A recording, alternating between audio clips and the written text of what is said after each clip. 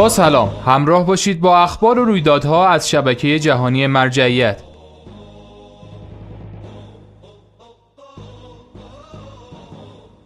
علما، اعضای هیئات و عموم ارادتمندان مرجعیت میهمان بیت آیت الله العظمی شیرازی در جریان دیدارهای روزانه مقام رفیع فقاهت و مرجعیت حضرت آیت الله العظمی شیرازی، شماری از علما، شخصیت‌های مذهبی، فرهنگی و نیز گروه‌های مختلف از اعضای هیئات و عموم ارادتمندان مرجعیت از کشورهای مختلف اسلامی با حضور در بیت معظم الله در شهر مقدس قم با ایشان دیدار کردند. طی این ملاقات‌ها که در نوبت‌های جداگانه صورت گرفت، میهمانان از بیانات، راهنمودها و نصایح مرجع عالیقدر بهره مند شدند. حضرت آیت الله العظمی شیرازی در این دیدارها با اشاره به ایام شهادت دخت نبی مکرم اسلام حضرت فاطمه زهرا سلام الله علیها بر لزوم احیا، اقامه و نشر شعائر فاطمی در اقصی نقاط جهان و با استفاده از همه امکانات موجود تاکید فرمودند. حجج اسلام سید علوی و سید جلوخان، شماری از علمای شهر مراغه، مداح اهل بیت علیهم السلام محمد فصولی و جمعی از اعضای هیئت کربلایی‌های یزد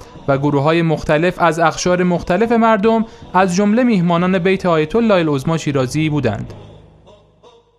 مراسم عزاداری ایام شهادت حضرت فاطمه زهرا سلام الله علیها در شهر بغداد در عمل به اوامر و راهنمودهای مرجع عالیقدر حضرت آیت الله العظمی شیرازی در احیا و اقامه شعائر فاطمی و به همت جمعی از جوانان و ارادتمندان اهل بیت علیهم السلام، مراسم عزای سالروز شهادت حضرت فاطمه سلام الله علیها به روایت 45 روز در شهر بغداد برگزار و حاضرین با نوحه خوانی و مرثیه سرایی غم این شهادت جانسوز را به سوگ نشستند. این مراسم در طول ایام فاطمیه به مدت 30 شب ادامه خواهد داشت.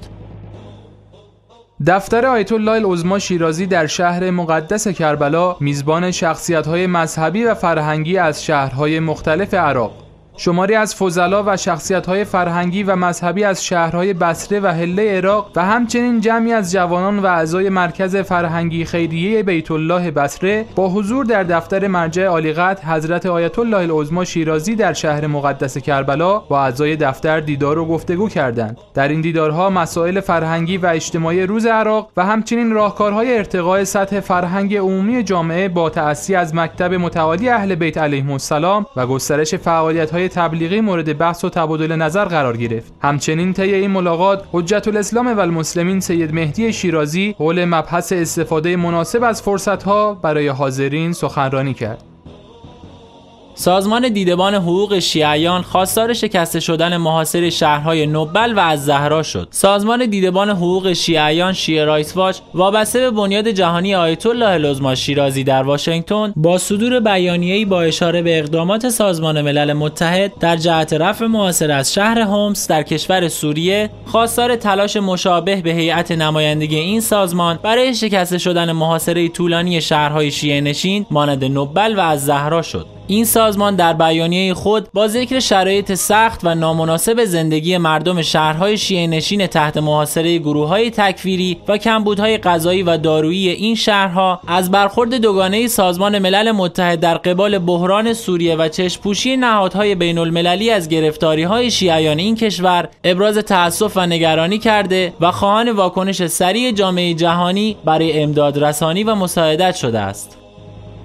برگزاری سومین کنفرانس بررسی بحران بحرین در بیروت به همت سازمان دیدبان حقوق شیعیان جهان شیعه رایتس واچ وابسته به بنیاد جهانی آیت الله العظمی شیرازی در واشنگتن سومین کنفرانس بررسی بحران بحرین با هدف حمایت از شیعیان بی‌دفاع و جلب حمایت و توجه جامعه بین‌المللی به سرکوب و شکنجه ملت مظلوم این کشور در شهر بیروت پایتخت کشور لبنان برگزار شد. در این کنفرانس که شماری از شخصیت‌های سیاسی و حقوقی از کشورهای مختلف جهان در آن حضور داشتند، آقای مصطفی اخوند طی سخنانی با اشاره به 3 سال اعمال خشونت، آزار و اذیت علیه اکثریت شیعه بحرین از سوی حکمرانان این کشور از موضع قدرت‌های جهانی و نهادهای بین‌المللی استفاده کرده و خواستار یافتن یک راه حل شفاف و عملی برای پایان دادن به نقض آشکار حقوق بشر در این کشور بحران زده خاورمیانه شد. آقای اخوند همچنین در سخنان خیش طی گزارشی از زندانی بودن صدها زن و کودک بیگناه در زندان زندانهای سیاسی بحرین در طول سالهای سپری شده از انتفاضه ملت بی‌دفاع بحرین و در سکوت جامعه جهانی تأکید کرد مرجعیت شیعه تنها حامی و مدافع مردم تحت ستم بوده است.